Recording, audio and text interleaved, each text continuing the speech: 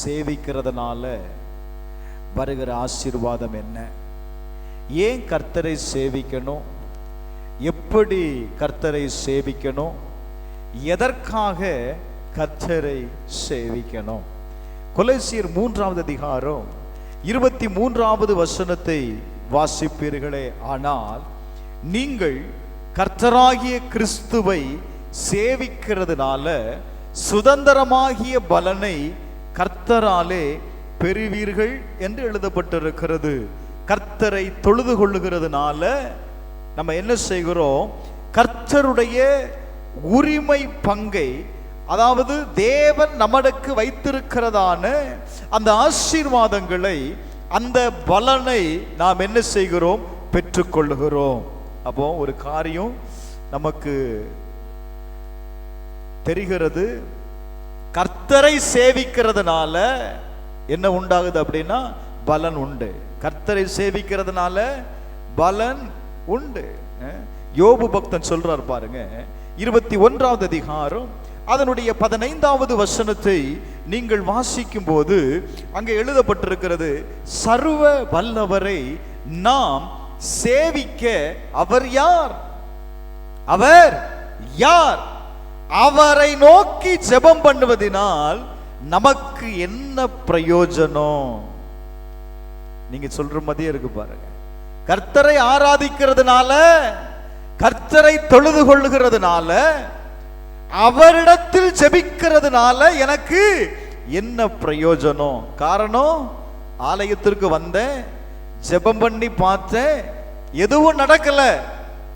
அதனால இப்ப நான் என்ன சொல்றேன்? ஆலயத்திற்கு போவது வேஸ்ட், ஜெபம் பண்ணுவது ஒரு வேஸ்ட். என்ன ஜெபம் பண்ணி என்ன பிரயோஜனம் இல்ல? Thank you Lord. 16வது வசனம் சொல்லுகிறது, ஆனாலும் அவர்கள் வாழ்வு அவர்கள் கையில் இராது. யாரு? ஆராதனைக்கு வராம ஜெபம் பண்ணாம இருக்கிறவனுடைய வாழ்வு யார் கையில இருக்காது? அவன் கையில இருக்காது. அப்படின்னா அப்ப உங்க வாழ்க்கை யார் கையில இருக்குது? கர்த்தரின் கையில இருக்கா? கர்த்தரின் கையில இருந்தா ஒழுங்கா ஆலயத்திற்கு வந்திருப்பீங்க, ஒழுங்கா தொழுது கொண்டு இருப்பீங்க, ஒழுங்கா ஜெபம் பண்ணி இருப்பீங்க. உங்க வாழ்க்கை இன்னொருவன் கையில் இருக்கிறது, உங்ககிட்ட இல்ல. வேத அழகா சொல்லுது, அவன் வாழ்வு அவன் கையில் இல்லை. யோபு 21வது அதிகாரம் 14வது வசனம் சொல்லுகிறது, தேவனை நோக்கி எங்களை விட்டு விலகுகிறோம், உம்முடைய வழிகளை அறிய விரும்பும். இஸ்ரவேல் ஜனங்கள் சொல்லுகிறாங்க, மோசே அவர் பேசுகிறத நாங்க கேட்க விரும்பலப்பா. Glory to God. ஏன்னா அவர் பேசும்போது எங்களுக்கு எப்படி இருக்குன்னா பயமா இருக்கு. அவருக்கு சொல்றாங்க, அவர் எங்க கூட என்ன செய்ய வேண்டாம், அவர் என்ன பேச விரும்புகிறாரோ அவர் பேசுகிறதை நீ கேட்டு சொல்லு. யோபு 22வது அதிகாரம் 17வது வசனம் சொல்லுகிறது, தேவன் அவர்கள் வீடுகளை நன்மையால் நிரப்பி இருந்தாலும் அவர்கள் அவரை நோக்கி எங்களை விட்டு விலகும். சர்வ வல்லவராலே எங்களுக்கு என்ன ஆகும் அப்படின்னு கேட்கிறான். தேவனிடத்திலிருந்து நன்மையை பெற்றும் வேதம் சொல்லுது பாருங்க, அவனுடைய வீடு நன்மையினால நிரம்பி இருந்தும் அவங்களால என்ன செய்ய முடியல அப்படின்னா தேவனை ஆராதிக்க முடியல, தேவனை தொழுது கொள்ள முடியல, தேவனை சேவிக்க முடியவில்லை. Glory to God. ஏன் நினைக்கிறாங்க, நமக்கு இருக்கிற இது போதும், இதுல வாழ்ந்துடலாம், இதை அனுபவித்து விடலாம். யோபு 34வது அதிகாரம் 9வது வசனத்தை வாசித்து பாருங்க. தேவன் மேல் பிரிய வைக்கிறது மனுஷனுக்கு பிரயோஜனம் அல்ல. எப்படி சொல்றான் பாரு, எல்லா நன்மையும் தேவனிடத்திலிருந்து வாங்கிட்டு நான் ஏன் தேவனை ஆராதிக்கணும், நான் ஏன் ஆண்டவரை தொழுது கொள்ளணும்? அவர் அவனுக்கு என்ன செய்தார்? அவரை தூரமா இருக்க சொல்லு. அவரை என்னைய விட்டு என்ன செய்ய? தூரமா இருக்க சொல்லு. Thank you Lord. யோபு 34வது அதிகாரம் 9வது வசனம் வாசிங்க. தேவன் மேல் பிரிய வைக்கிறது மனுஷனுக்கு பிரயோஜனம் அல்ல அப்படின்னு சொல்றவன் வாழ்க்கையில என்ன நடக்கும் அப்படின்னா, முதலையே சொன்ன, அவன் வாழ்க்கை அவன் கையில இருக்காது. அவன் இன்னொருவன் கையில் அகப்பட்டு விட்டான். இன்னொரு வசனத்தை காட்டி கொடுக்கிறோம் பாருங்க. செப்பனியா 1வது அதிகாரம் 12வது வசனம். செப்பனியா 1வது அதிகாரம் 12வது வசனம். வேதம் சொல்லுகிறது, அக்காலத்திலே நான் எருசலேமை விளக்கு கொளுத்தி சோதித்து வண்டல் போல குழம்பி இருக்கிறவர்களும் கர்த்தர் நன்மை செய்வதும் இல்லை தீமை செய்வதும் இல்லை என்று தங்கள் இருதயத்தில் சொல்லுகிறவர்களுக்குமான மனுஷரை நான் என்ன செய்வேன்னு சொல்றாரு? நான் தண்டிப்பேன். கர்த்தரிடத்திலிருந்து நன்மையை வாங்கிட்டு ஆசீர்வாதத்தை வாங்கிட்டு தேவனை நீங்க சேவிக்காம இருந்தீங்க அப்படின்னா வேதம் சொல்லுகிறது, அவர்களை நான் என்ன செய்வேன்? தண்டிப்பேன். ஓ, glory to God. மல்கியா 3வது அதிகாரம் 14வது வசனம். மல்கியா 3வது அதிகாரம் 14வது வசனம். தேவனை சேவிப்பது விருதா, தேவனை ஆராதிப்பது விருதா. அவருடைய கட்டளைகளை கை கொள்ளுகிறதுனாலும் சேனைகளின் கர்த்தருக்கு முன்பாக துக்கித்து நடக்கிறதுனாலும் என்ன பிரயோஜனம்? ஹலோ, தேவனை சேவிப்பது விருதா. ஏன் நம்ம அவரை ஆராதிக்கணும்? அவருடைய கட்டளைகளில் நடக்கிறதுனால நமக்கு என்ன பிரயோஜனம் அப்படின்னு எப்படி நடக்கிறாங்களாம்? துக்கமாய் நடக்கிறார்கள். ஆண்டவர் சொல்றாரு 13வது வசனத்துல, நீங்க எனக்கு விரோதமாய் பேசின பேச்சுகள் எனக்கு எப்படி இருக்கு? கடினமாய் இருக்கிறது என்று கர்த்தர் சொல்லுகிறார். ஆனாலும் உமக்கு விரோதமாய் எதை பேசினோம் என்கிறீர்கள்? துணிகரமா ஆராதனைக்கு வராம நம்ம இருக்கிறோம். நல்ல கவனிங்க, வேதம் சொல்லுகிறது, உமக்கு நாங்க எதை செய்தோம்? எதை பேசினோம்? Glory to God. நம்ம பேசின கடினமான வார்த்தைகள் ஆண்டவருக்கு எப்படி இருக்குது?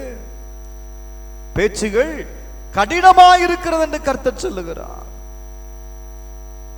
பார்வோன் சொல்லுகிறான், யாத்திராகமம் 5வது அதிகாரம் 2வது வசனத்துல, கர்த்தரின் வார்த்தையை கேட்பதற்கு அவர் யார்? கர்த்தர் சொல்லுகிறார், என் ஜனங்களை ஆராதனை செய்ய விடு.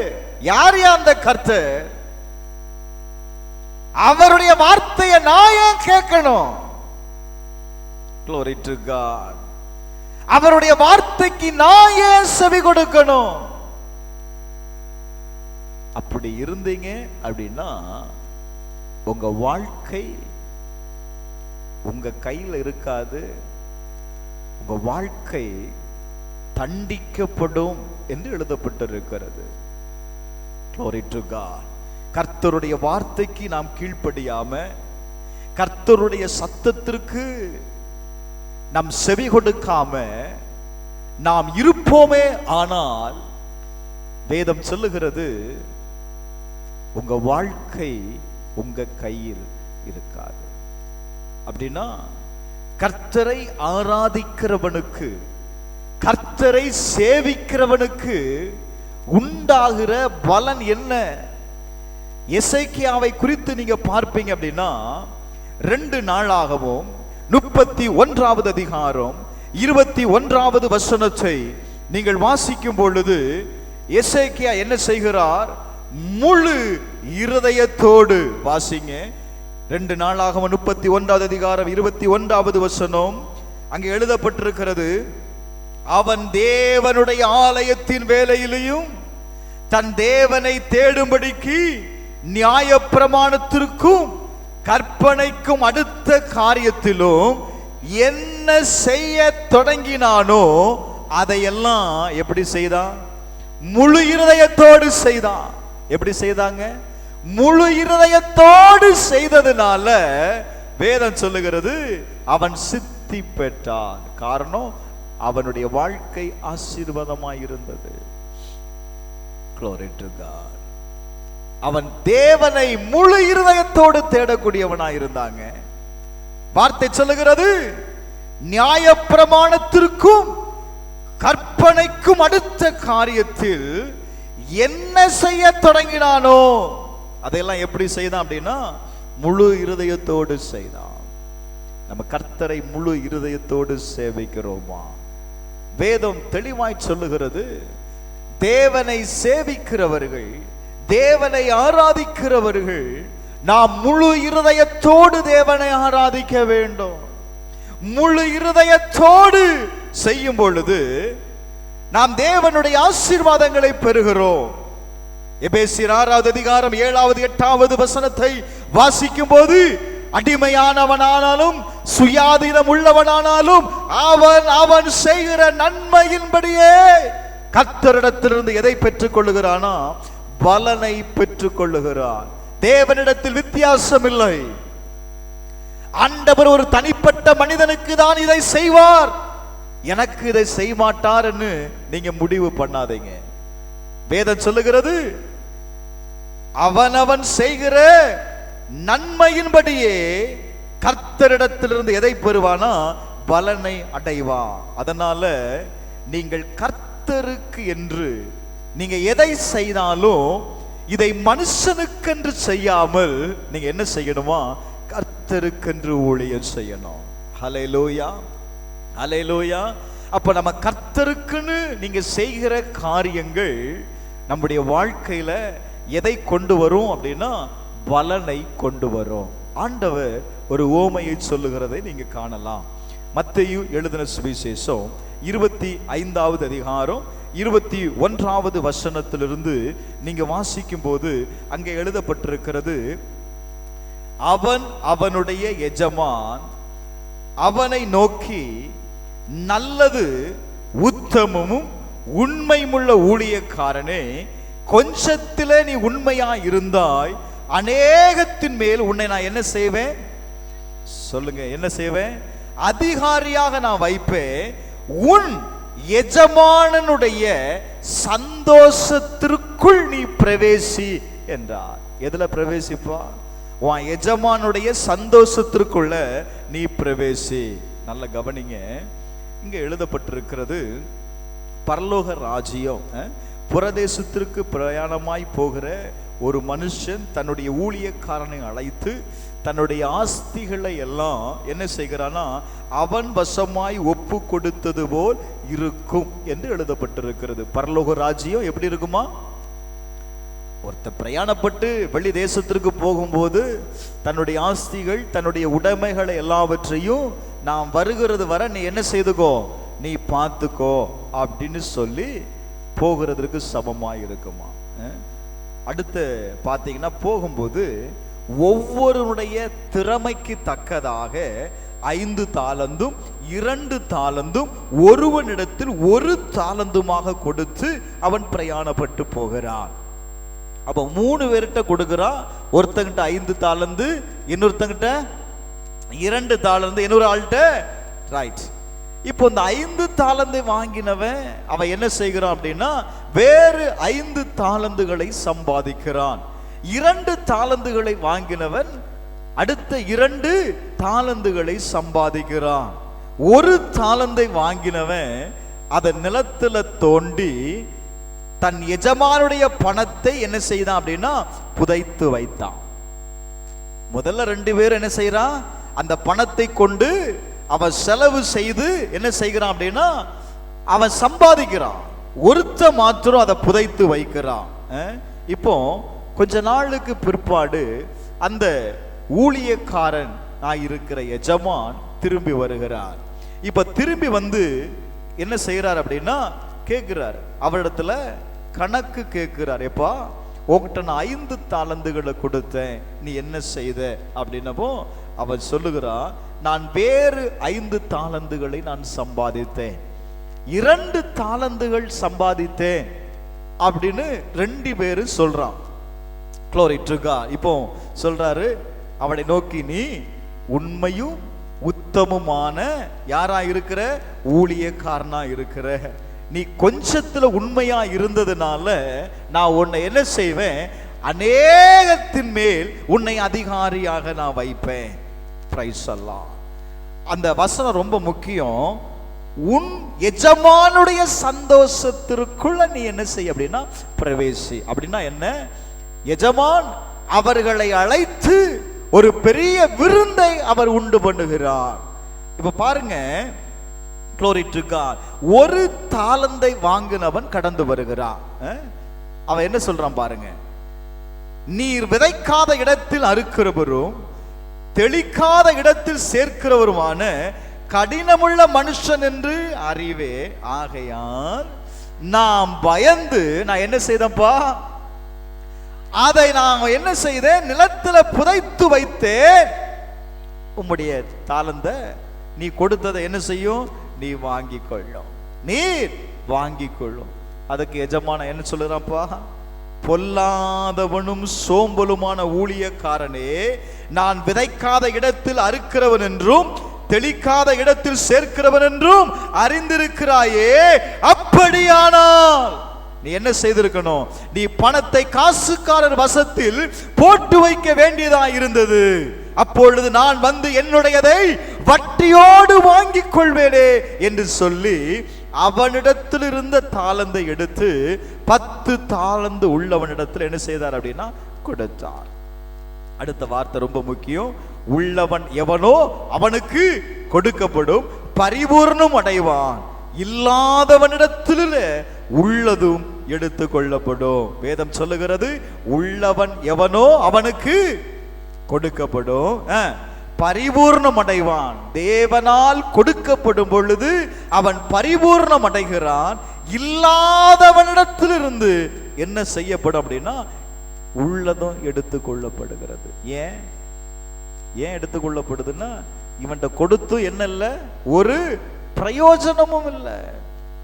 இவன் இப்படிதான் இருப்பான், இவனை நான் ஆசீர்வதித்திருக்கிறேன், இவனுடைய தேவைகளை நான் சந்தித்து இருக்கிறேன், ஆனா என்ன இல்லை, தேவனை தொழுது கொள்ள வேண்டும் என்கிற எண்ணம் இல்லை, தேவனை சேவிக்க வேண்டும் என்ற மனப்பான்மை இல்லாததுனால அடுத்த வசனம் சொல்லுகிறது, பிரயோஜனமற்ற ஊழியக்காரனாக இவனை என்ன செய்யுங்க, புறம்பான இருளிலே தள்ளி போடுங்கள், அங்கே அழுகையும் பற்கடிப்பும் உண்டாயிருக்கும். அல்லேலூயா. இது எதை குறித்து உண்டான செய்தி? பரலோக ராஜ்யத்தை குறித்த செய்தி. அப்போ பரலோக ராஜ்யத்திலிருந்து தேவனுடைய நன்மையை நீ பெற்றுக்கொள்ளணும் அப்படின்னா யாக்கோபு 1:17 ரொம்ப தெளிவா சொல்லுகிறது, நம்முடைய சகாயம், நம்முடைய உதவி, நம்முடைய காரியங்கள் எல்லாமே எங்க இருந்து வருகிறது அப்படின்னா பரத்திலிருந்து கொடுக்கப்படுகிறது. ஆமென் சொல்லுங்களேன். அல்லேலூயா.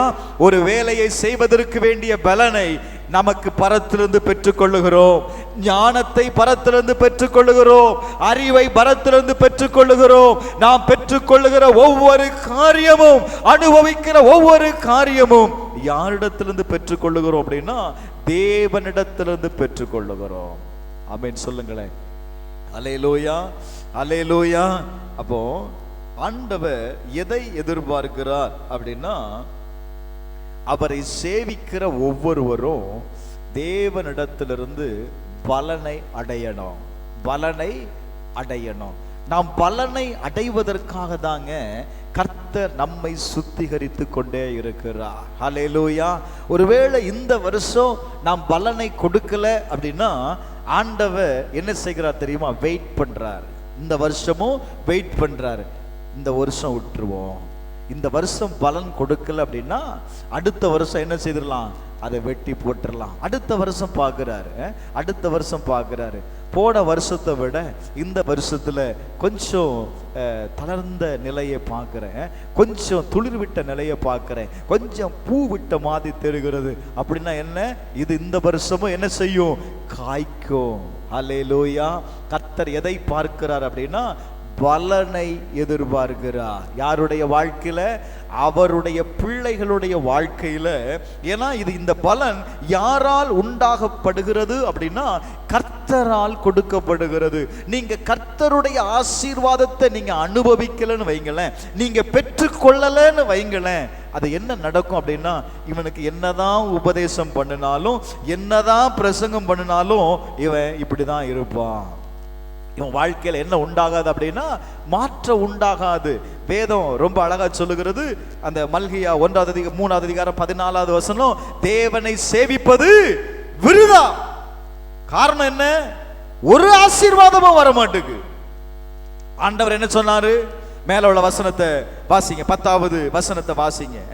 என் ஆலயத்தில் ஆகாரம் உண்டாயிருக்கும்படி தசம பாகங்களை எல்லாம் பண்டகசாலையிலே கொண்டு வாருங்கள், அப்பொழுது நான் வானத்தின் பலகணிகளை திறந்து இடங்கொள்ளாமல் போக மட்டும் உங்களை ஆசீர்வாதத்தை வர்ஷிக்க மாட்டேனோ என்று அதனாலே என்னை சோதித்துப்பார். எதனால சோதித்துப்பார், எதனாலப்பா சோதித்துப்பாரு? வேதம் சொல்லுகிறது, உன்னுடைய தசம பாகத்தை நீ எங்க கொண்டு வரணும் அப்படின்னா பண்டகசாலையில கொண்டு வா, நீ என்னை சோதித்து பார் அப்படிங்கிறாரு. Glory to God. அப்ப இதை நான் செய்யாம தேவனுடைய ஆசீர்வாதத்தை, அடுத்த வசனத்தை கீழே வாசிங்க. பூமியின் கனியை பட்சித்து போடுகிறவர்களை உங்கள் நிமித்தம் கண்டிப்பேன், அவைகள் உங்கள் நிலத்தின் பலனை அளிப்பதில்லை. என்ன சொல்லுது, பூமியின் கனியை பட்சித்து போடுகிறவர்களை உங்கள் நிமித்தம் கண்டிப்பேன், அவைகள் உங்கள் நிலத்தின் பலனை அளிப்பது இல்லை. வெளியிலுள்ள திராட்சை கொடி பழமில்லாமல் போவதும் இல்லை என்று என்ன சொல்றாரு, சேனைகளின் கர்த்தர் சொல்லுகிறார். அப்போ தேவனை பின்பற்றுகிற, அவருடைய பிரமாணத்தை கை கொள்ளுகிற ஒவ்வொருடைய வாழ்க்கையும் இந்த வசனத்தின்படி அந்த நிலத்தின் பலன் என்ன செய்யாது, அழிந்து போகாது. வேதம் சொல்லுகிறது அது பழம் இல்லாமல் போகாது. இது சொல்ற வார்த்தை யார் அப்படின்னா கர்த்தர் சொல்லுகிறார். இப்ப நம்மால என்ன சொல்றோம், தேவனை சேவிப்பது விருதாப்பா. இந்த சர்ச்சைக்கு நான் வந்துட்டு இருக்கிறேன், எனக்கு ஒரு நன்மையும் நடக்க மாட்டேங்குது. ஜெபம் பண்ணி பார்க்கிறேன், அவர் என் ஜெபத்தை என்ன செய்ய மாட்டேங்காரு, கேட்க மாட்டேங்காரு. ஏன் ஜெபம் பண்ணணும், ஏன் ஆண்டவரை ஆராதனை செய்யணும்? மல்கியா 1வது அதிகாரம் 13வது வசனத்தை வாசித்து பாருங்க. இதோ இது எவ்வளவு வருத்தம் என்று சொல்லி அதை ஒரு திறனமாய் பேசி பீருண்டதையும் கால் ஊனமானதையும் நசல் கொண்டதையும் கொண்டு வந்து காணிக்கையாக செலுத்துகிறீர்கள் என்று சேனைகளின் கர்த்தர் சொல்லுகிறான். அதை உங்க கையில அங்கீகரித்து கொள்வேனா என்று கர்த்தர் கேட்கிறார். கர்த்தர் எதை கேட்கிறாரு, நீ எதையோ ஒன்று ஆண்டவருக்கு கொடுத்து பிரைஸ் அல்லாஹ், நீ தேவனிடத்திலிருந்து ஆசீர்வாதத்தை வாங்கி கொள்ள முடியாது. 2 பேர் தேவனுக்கு காணிக்கைகளை கொண்டு வந்தாங்க. ஆபேலுடைய காணிக்கையை கர்த்தர் அங்கீகரித்தார், காயினுடைய காணிக்கையை கர்த்தர் அங்கீகரிக்கல. கோபம் வருது, நானும் காணிக்கை தானே கொடுத்தேன், ஏன் என்னுடைய மட்டும் அங்கீகரிக்கல? பிரைஸ் அல்லாஹ். இப்ப இவனுக்குள்ள பழி வாங்குகிற ஒரு எண்ணம் கடந்து வருகிறது. எனக்கு அன்பானவர்களே, வேதம் சொல்லுகிறது அவருடைய நியாய பிரமாணத்தை நீங்க கடைபிடிக்கும் பொழுது கட்டாயம் உங்க வாழ்க்கையில அது என்ன செய்யும் அப்படின்னா பலன் கொடுக்கும். எத்தனை பேர் விசுவாசிக்கிறீங்க? அல்லேலூயா. 1 கொரிந்தியர் 15வது அதிகாரம் 58வது வசனத்தை வாசித்து பாருங்க. அப்போஸ்தலனாகிய பவுல் கொரிந்து சபைக்கு சொல்லும்போது, ஆகையால் எனக்கு பிரியமான சகோதரரே, கர்த்தருக்குள் நீங்க படுகிற பிரயாசம் விருதாவாய் இராது என்று அருந்து. கர்த்தருக்குள் நீங்க படுகிற பிரயாசம் என்ன செய்யாதப்பா, விருதாவாய் போகாது. அதனால கர்த்தருடைய கிரியையில எப்படி இருக்கணுமா, எப்பொழுதும் பெருகுகிறவர்களாயிருங்கள்.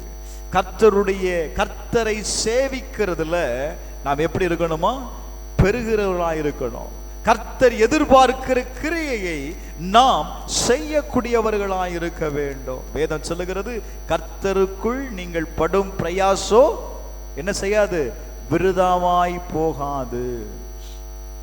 நீங்க அவருடைய நியாயப்பிரமாணத்தை சரியாய் கை கொண்டு அதை செயல்படுத்திட்டீங்க அப்படின்னா உனக்கு பலன் உண்டு.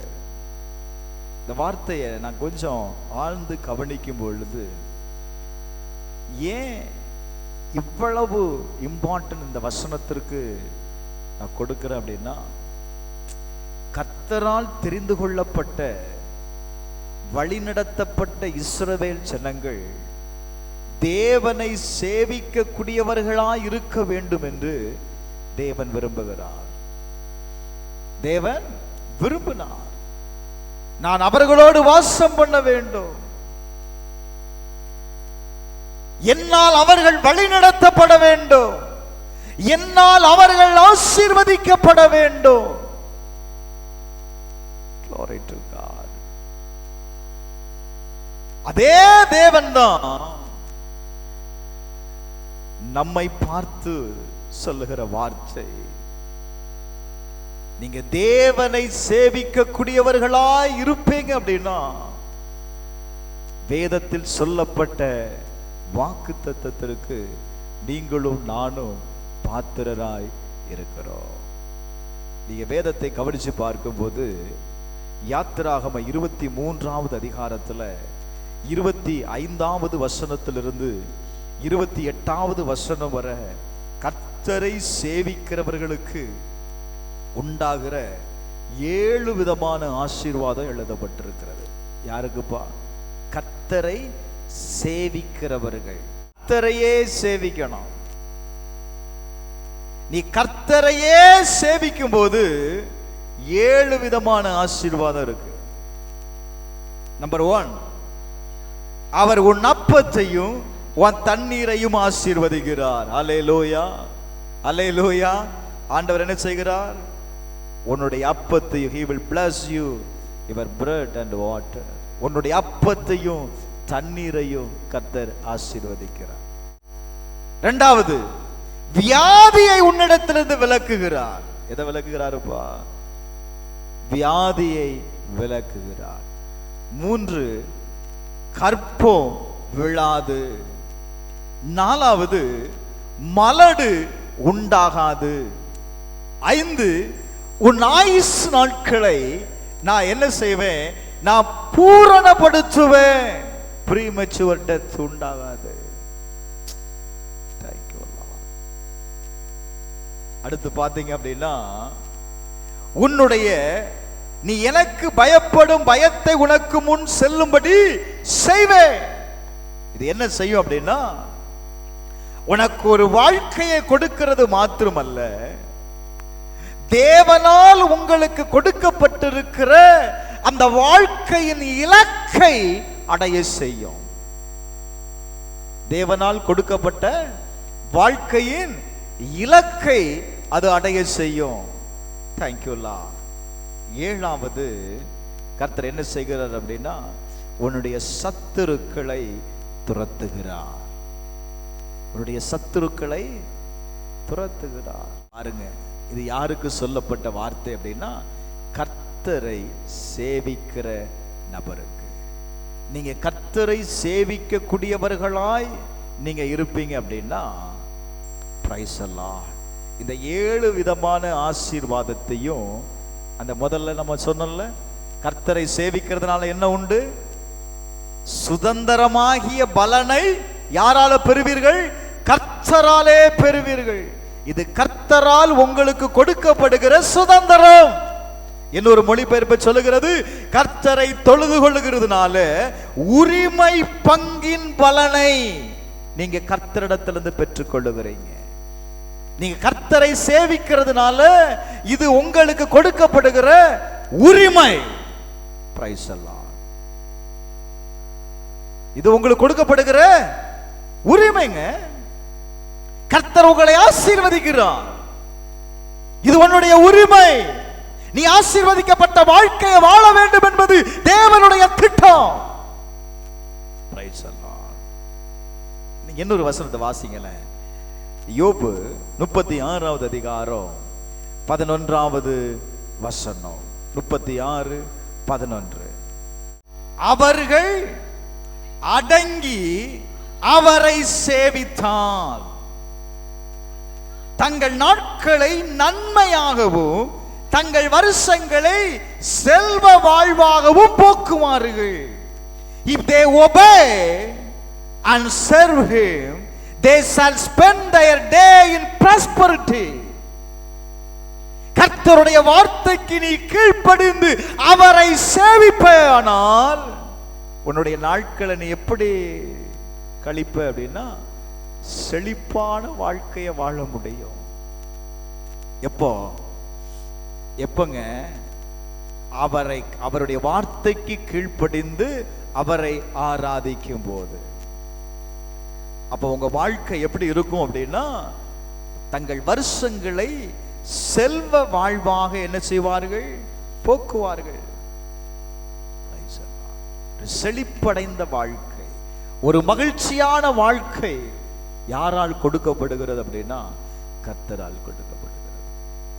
இப்ப நம்ம வாழ்க்கையிலேயே இவ்வளவு வேதனைகள், இவ்வளவு பாடுகள், இவ்வளவு கஷ்டங்களை நாம் கடந்து வருகிறோம் அப்படின்னா திரும்ப திரும்ப கர்த்தர் உங்களோடு பேசிக்கொண்டே இருக்கிறார். 40 ஆண்டு காலம் வனாந்தரத்தில் இஸ்ரவேல் ஜனங்களை அந்த பாதையில நடத்துவதற்கு பிரதான காரணமே அந்த ஜனங்கள் தேவனை அறிந்து கொள்ளணும். நான் ஆராதிக்கிற தேவன் யார் என்பதை அவர்கள் என்ன செய்யணுங்க? அறிந்து கொள்ளணும். இது தேவன் விரும்பினார். தேவன் இதை எதிர்பார்த்தார். ஆலயத்திற்கு வருகிறோம், நம் தேவனை சேவிக்கக்கூடியவர்களாய் நாம் இருக்கிறோமா? நம்ம மாத்திரம் தேவனை சேவிக்கிறது இல்லைங்க.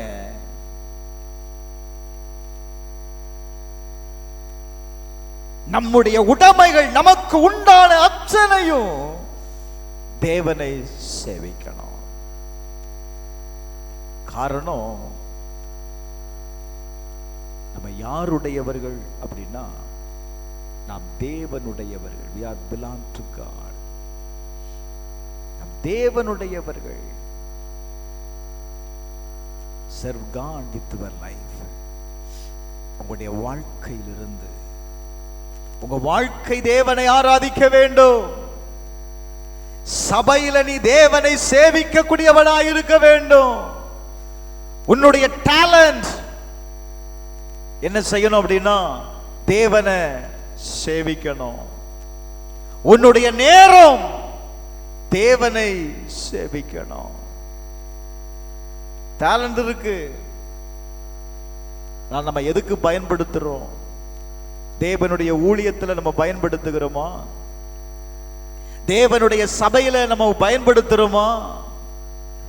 நம்முடைய நேரத்தை தேவனுக்கு நாம் கொடுக்கிறோமா? ஒரே வார்த்தை சொல்லிடுறோம், எனக்கு நேரமே இல்ல பாஸ்டர். உபவாசத்தோடு ஜெபத்தோடு தேவனை சேவியுங்க. உங்களுடைய பணம், உங்களுடைய காணிக்கை, உங்களுடைய தசமபாகம் தேவனை சேவிக்கக்கூடியதா இருக்கட்டும். காரணம், வேதம் சொல்லுகிறது, அப்படி சேவிக்கும் பொழுது நாம் தேவனை கனப்படுத்துகிறோம். தேவன் அதை பரிசுத்தமாய் பார்க்கிறார்.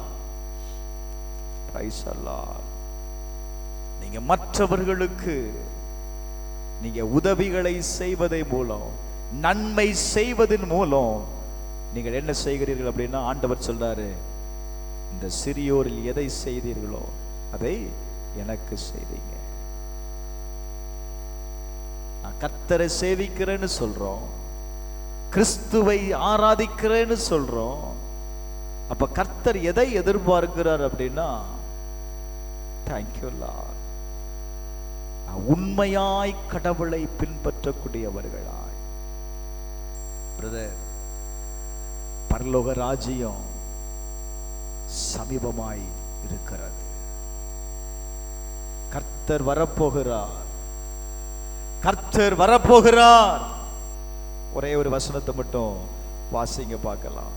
1 கொரிந்தியர் 16வது அதிகாரம் 22வது வசனத்துல நீங்க வாசிக்கும் போது, ஒருவன் கர்த்தராய் இருக்கிற இயேசு கிறிஸ்துவிடத்தில் அன்பு கூறாமல் போனால் அவன் சபிக்கப்பட்டவன்.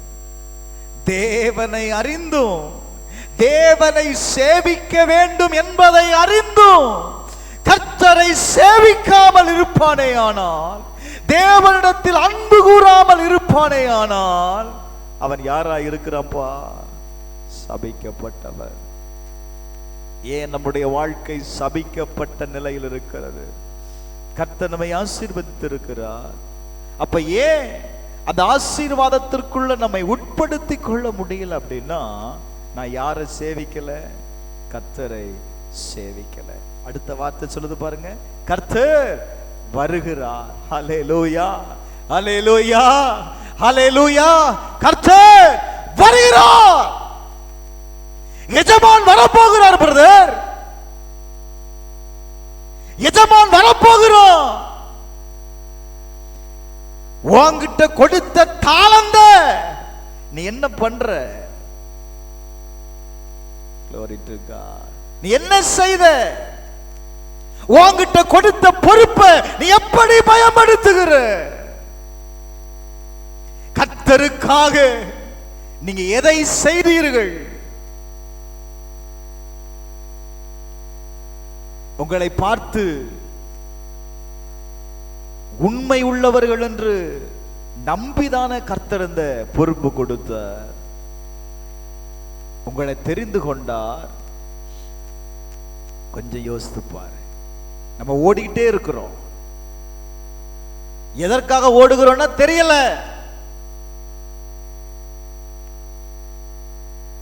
ஒரு காலகட்டத்தில் என் பிள்ளைகளுக்காக ஓடுகிறேன்னு சொன்னாங்க, என் குடும்பத்திற்காக ஓடுகிறேன்னு சொன்னாங்க.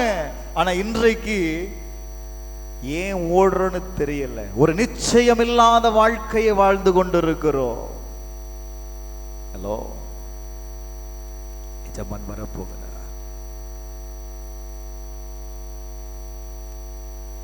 Glory to God. கர்த்தரை சேவிக்கிறவர்களாயிருங்க பிரதர். கர்த்தருக்கு பிரயோஜனப்படுங்க.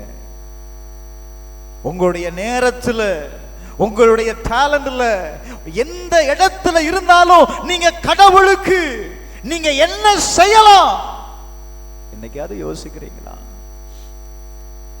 ஞாயிற்றுக்கிழமை ஆராதனைக்கு வருகிறதுனால மட்டும் பரலோகம் போயிட முடியாது. உன்னுடைய கிரீடத்தை நீ பெற்றுக்கொள்ள முடியாது.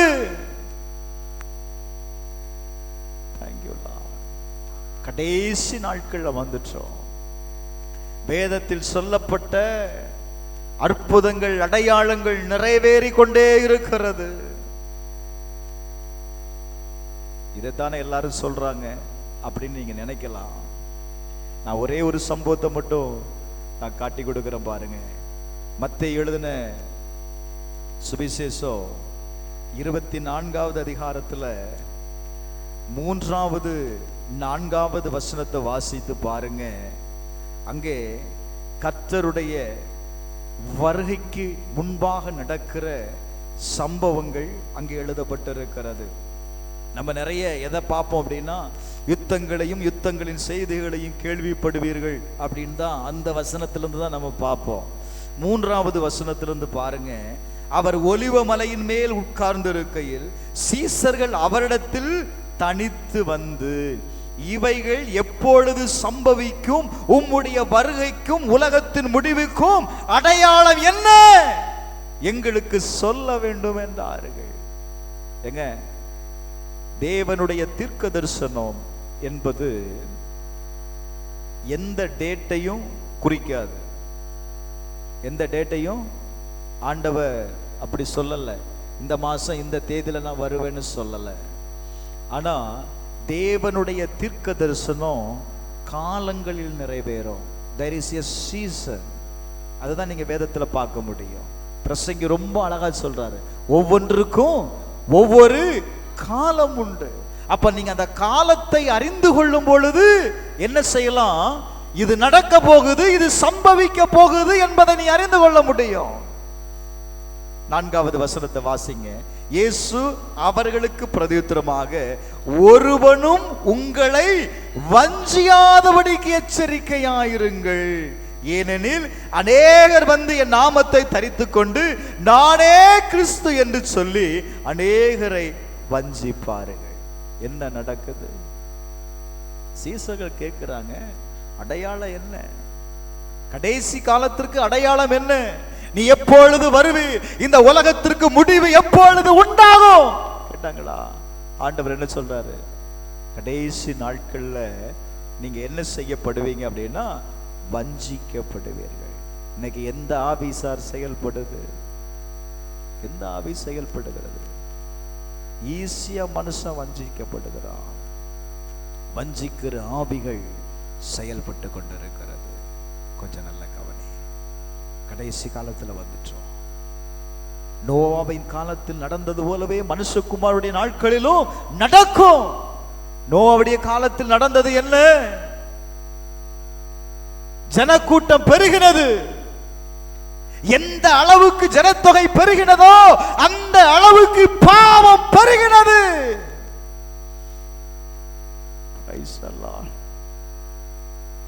ஆண்டவர் பார்க்கிறாரு. துணிகரமான பாவம். நல்ல கவனிங்க. அப்படிப்பட்ட காலத்திற்குள் நாம் வந்து விட்டோம். காரணம் என்ன தெரியுமா? நோவாவின் காலத்தில் நடந்த பாவங்கள் இன்றைக்கு நடந்து கொண்டிருக்கிறது. நோவாவின் காலத்தில் வந்துட்டோம். எச்சரிக்கையாயிரு. கர்த்தர் வரப்போகிறார். எஜமான் வரப்போகிறார். எஜமானை சேவிக்கிறவனா இருந்தா மட்டும்தான் glory to God. எங்க போக முடியும் அப்படின்னா எஜமான் பண்ணுகிற எங்க போக முடியும்? விருந்திற்குள்ள போக முடியும். ஆண்டவர் சொல்லுகிறார்,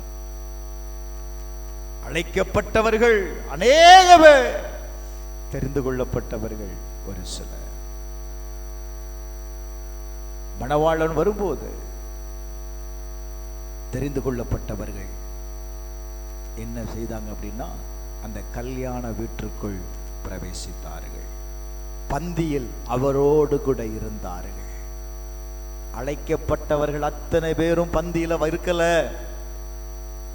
அழைக்கப்பட்டவர்கள் அத்தனை பேரும் எஜமானுடைய அந்த பந்தியில உட்காரல. தெரிந்து கொள்ளப்பட்டவர்கள், ஆண்டவரை சேவித்தவர்கள். நான் தீர்க்கமா சொல்லுவேன், கர்த்தர் சொன்ன வார்த்தையின்படியே, வாக்கு தத்தத்தின்படியே இந்த மாசத்திலிருந்து உங்களை நடத்த போகிறது உண்மை. கர்த்தரை மட்டும் சேவிக்கிறவர்களாக இருந்திருங்கப்பா. glory to God. இந்த ஒரே ஒரு வசனத்தை மட்டும் வாசிச்சிடலாமா? உபாகமம் 1வது அதிகாரம் அதனுடைய 11வது வசனம். நீங்கள் இப்பொழுது இருக்கிறதை பார்க்கலாம் 1000 மடங்கு அதிகமாகும்படி தேவனாகிய கர்த்தர் உங்களை சொல்லியபடியே உங்களை ஆசீர்வதிப்பாராக. அல்லேலூயா. அவர் சொன்னபடியே உன் வாழ்க்கை ஆசீர்வாதமா இருக்கும். அல்லேலூயா, அல்லேலூயா, அல்லேலூயா. நீங்கள் கர்த்தராயிருக்கிற கிறிஸ்துவை சேவிக்கிறதுனால அவருடைய ஆசீர்வாதத்தை நீங்கள் பெற்றுக்கொள்ளுவீர். எசேக்கியா முழு இருதயத்தோடு கர்த்தருடைய நியாயப்பிரமாணங்களை கை கொண்டதனால அவனுடைய ஜெபம் கேட்கப்பட்டது. தூதன் வந்து சொல்லுகிறான், ஒரு நாட்கள் முடிந்துட்டு போய் அழுதான். ஆண்டவரே நான் உமக்கு முன்பாக செய்த கிரியைகளை எல்லாம் நினைச்சு பாருங்கப்பா. கர்த்தர் அவனுடைய ஆயுசு நாட்களோடு கூட 15 ஆண்டுகளை கூட்டினாரா? அவன் ஜெபம் கேட்கப்பட்டதா? இப்ப ஏன் உங்க ஜெபம் கேட்கப்படலை அப்படின்னா, நீங்க தேவனை சேவிக்கிறவர்களாய் இல்லை. நீ கிறிஸ்தவனாய் இருக்கலாம், கிறிஸ்தவை ஆராதிக்கிறவனாய் இருக்கலாம், கிறிஸ்தவை தேவமாக்கி கொண்டிருக்கிற ஜனம் பாக்கியம் உள்ளதுன்னு சொல்லுது. ஆனா தேவன் எதை எதிர்பார்க்கிறார் அப்படின்னா, நீ தேவனை சேவிக்கக்கூடியவனாய் இருக்கணும். You serve the Lord. அவரை மட்டும் சேவிங்க, அவரை மட்டும் உங்க வாழ்க்கையில முதன்மைப்படுத்துங்க. கர்த்தர் உங்களுக்கு வேண்டிய எல்லா காரியத்தையும் கர்த்தர் உங்க வாழ்க்கையில ஆசீர்வதிப்பார். நம்ம எல்லாரும் எழுந்து நிற்போம், எல்லாம் எழுந்து நிற்போம். அப்படி ஜெபம் பண்ணுங்க பார்க்கலாம். மாரநாதா, மாரநாதா. சகோதரா, கர்த்தர் வரப்போகிறாரியா? அவரை நேசிக்கிறேன்னு சொல்றோம், அவரிடத்துல அன்பு செலுத்துகிறேன்னு சொல்றோம், கர்த்தரை சேவிக்கலையே. இந்த வார்த்தையை படிச்ச போது எனக்கு ஒரு பெரிய பயம் வந்துச்சு. அப்பா, கர்த்தர் வரப்போகிறாருப்பா.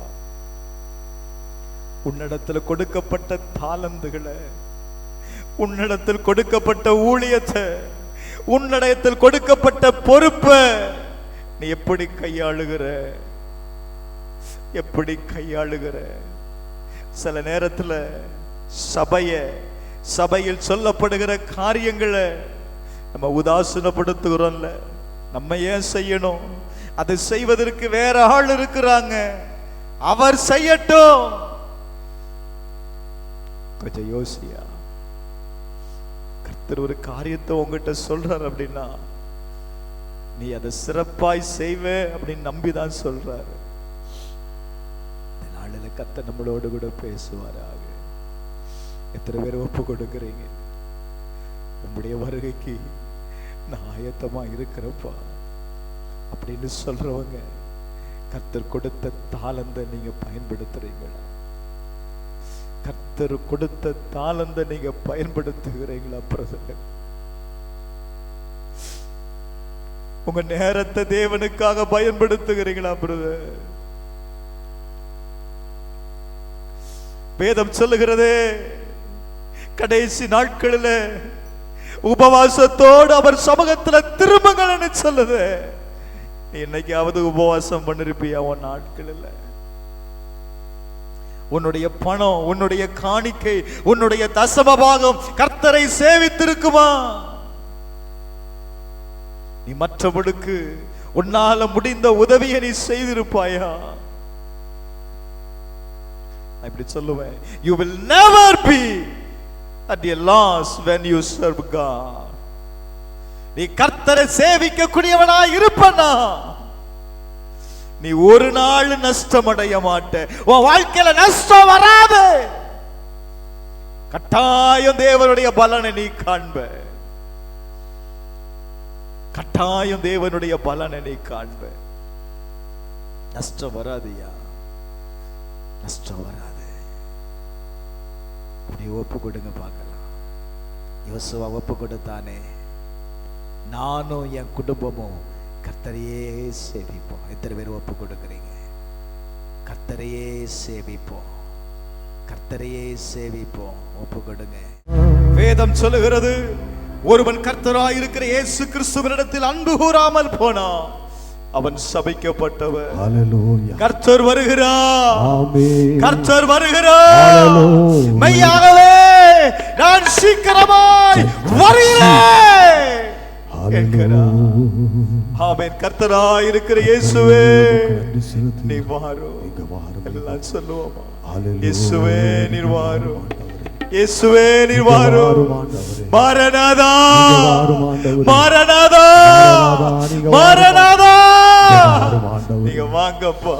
நீங்க வாங்க, நாங்கள் ஆயத்தமாய் இருக்கிறோம். எங்களுக்கு உதவி செய்யும். இந்த கடைசி நாட்கள்ல வந்துட்டோம்ப்பா. உம்முடைய கிரியைகளை செய்வதற்கு எங்களை ஒப்பு கொடுக்கிறோம். உம்முடைய கிரியைகளை செய்வது முடிப்பதுதான் எங்களுடைய சித்தமாய் இருக்கட்டும்ப்பா.